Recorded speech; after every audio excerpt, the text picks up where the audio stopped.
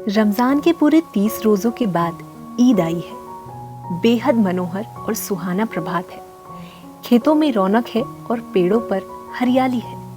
आसमान पर मनमोहक लालिमा छाई हुई है। सूर्य भी मानो आसमान से संसार को ईद की बधाई दे रहा है। पूरे गांव में ईदगाह जाने की तैयारी शुरू हो चुकी है। सभी अपने अपने काम निपटाने के लिए भाग दौड़ रहे हैं। बच्चे सबसे ज्यादा खुश नजर आ रहे हैं। किसी ने एक रोजा रखा है, वो भी दोपहर तक, किसी ने वो भी नहीं। लेकिन ईदगाह जाने के लिए सभी बेताब हैं, क्योंकि उन्होंने इस दिन का बहुत इंतजार किया है। बच्चे ईदगाह जाने के लिए तैयार हो रहे हैं। उन बच्चों में हामिद भी 4-5 साल का एक दुबला बच्चा है, जो अपनी दादी अमीना के साथ रहता है। कहानी के नायक हामिद ने हाल ही में अपने माता पिता को खो दिया है। हालांकि उसकी दादी उसे बताती है कि उसके पिता ने पैसे कमाने के लिए उसे छोड़ दिया है और उसकी माँ उसके लिए प्यारा उपहार लाने के लिए अल्लाह के पास गई है। ये हामिद को आशा से भर देता है और अमीना की गरीबी और उसके पोते की चिंता के बावजूद हामिद एक खुश और सकारात्मक बच्चा है।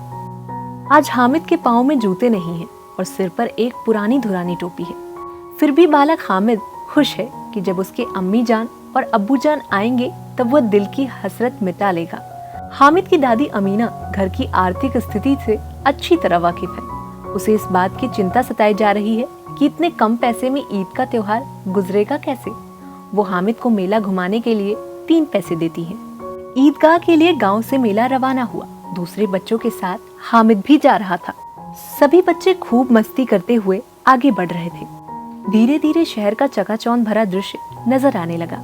बड़ी बड़ी इमारतें नजर आने लगी। कुछ आगे बढ़ा गया तो हलवाइयों की दुकानें दिखने लगी। वहाँ पर तरह तरह की खूब सारी मिठाइयाँ नजर आ रही थी। थोड़ी देर बाद बच्चों के बीच जन्नतों के बारे में मजेदार बातें चलने लगी। हामिद भी खूब दिलचस्पी से जन्नतों के बारे में अपने साथी मोहसिन से मालूमात करने लगा। देखते ही देखते बस्ती घने होने लगी। ईदगाह जाने वालों की टोलियां नजर आने लगी। लोग तरह तरह के चमकदार वस्त्रों से सुसज्जित थे। कोई इक्के टांगे पर सवार था, कोई मोटर पर। सभी के दिलों में उमंग नजर आ रहा था। इन बच्चों के लिए नगर की सभी चीजें अनोखी थी। धीरे धीरे ईदगाह नजर आता है। ऊपर इमली के घने वृक्षों की छाया है। नीचे पक्का फर्श है जिस पर जाजमा बिछा हुआ है। गांव से आए हुए ग्रामीणों ने वजू किया और पिछली पंक्ति में खड़े हो गए। इसके बाद ईद की नमाज अदा की गई। ईद की नमाज पढ़ने के बाद लोग आपस में गले मिलते हैं।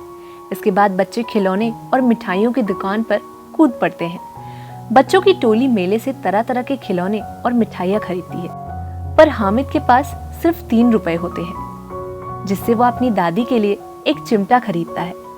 इस बात पर उसके सभी दोस्त उसका मजाक उड़ाते हैं।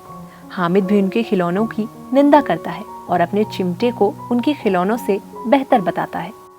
करीब 11 बजे गाँव में हलचल मच गई। मेले वाले आ गए। एक एक करके सभी बच्चे अपने अपने घरों में पहुंचकर खुशियों का केंद्र बन गए।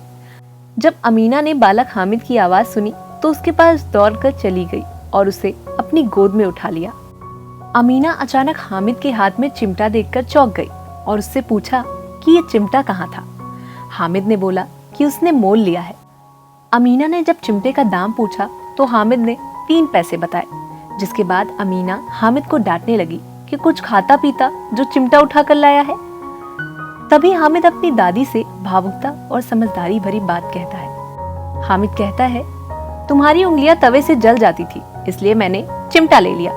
हामिद का इतना बात सुनना था कि अमीना का क्रोध तुरंत स्नेह में बदल गया। हामिद का अपने प्रति प्यार और त्याग की भावना देखकर अमीना भावुक हो गई। उनकी आंखों से आंसुओं की कतार जारी हो गई और फिर बहते आंसुओं के साथ उन्होंने हामिद को गले से लगा लिया और ढेर सारा आशीर्वाद दिया।